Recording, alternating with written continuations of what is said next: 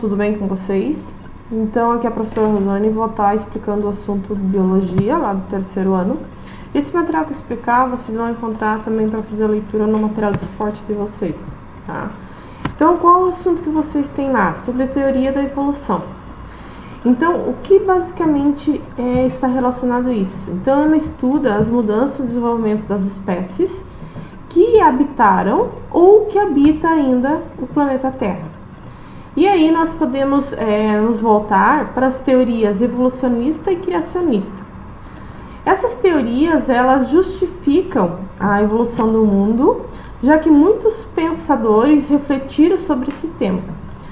Aí nós temos, dentro de toda essa reflexão, as bases da evolução, que são o estudo comparativo. Dentro desse estudo, nós temos o comparativo dos organismos.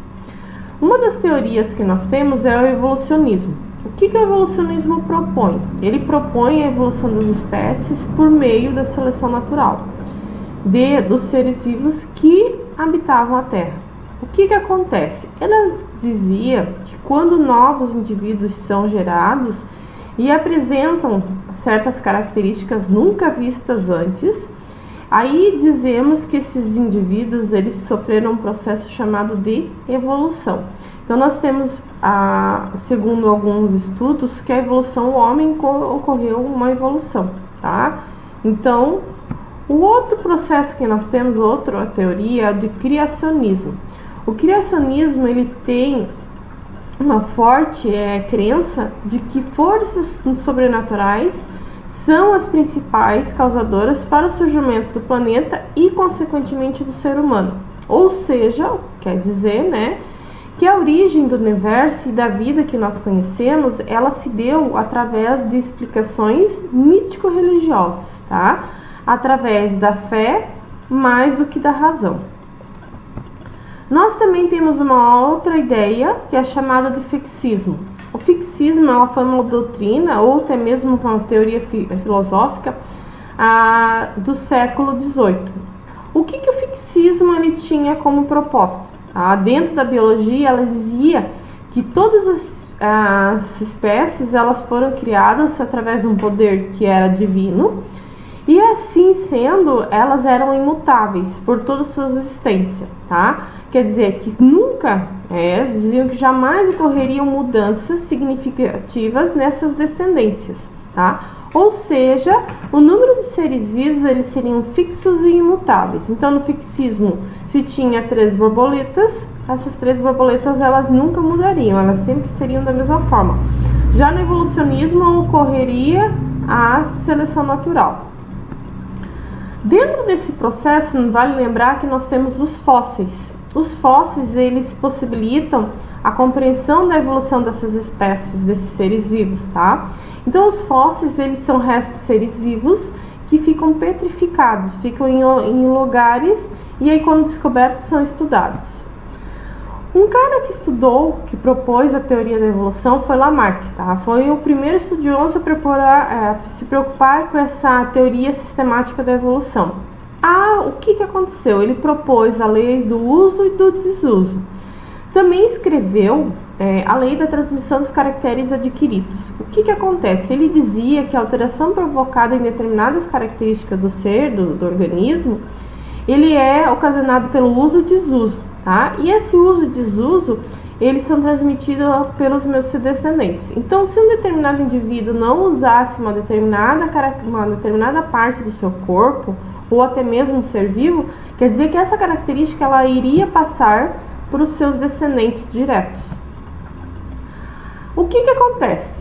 Estudos após Lamarck comprovaram que alterações somáticas não alteram essas células germinativas, então não sendo hereditária.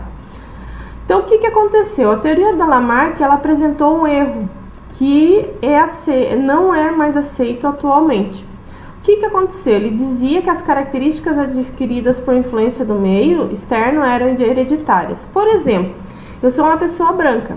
Se eu pegar sol, eu fico mais morena.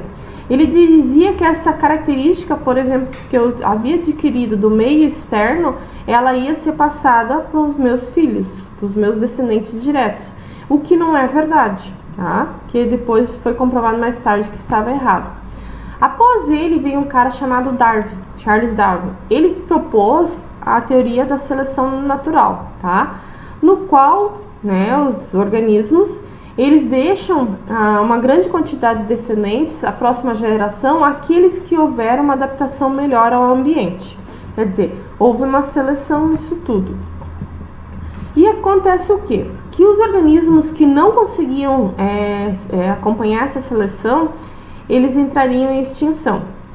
O que acontece? Com o acúmulo dessas novas características no organismo, acontecia a constituição de novas espécies. A evolução, dentro dessa evolução, animais que Lamarck e Darwin utilizaram para fazer todo esse processo foram as girafas e as aves, tá? O que acontece? O surgimento de novas características nos seres, principalmente a ocorrência de mutações genéticas que aconteciam com essa evolução. Então, essas mutações genéticas eram um processo evolutivo.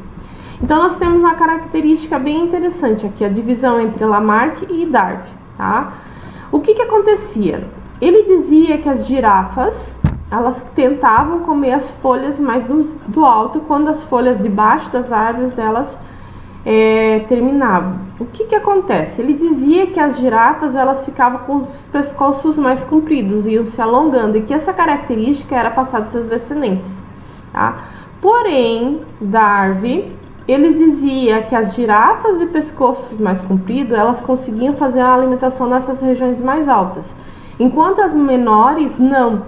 Como as menores não se alimentavam, elas ficavam mais fracas e mais suscetíveis a ataque de predadores. Então, por isso, não deixavam descendentes. Por isso, ocorre o processo de seleção natural. Aquele que tinha essa característica de ter o pescoço mais longo era o que sobrevivia. Então, a diferença entre o lamarckismo e o darwinismo basicamente seria isso.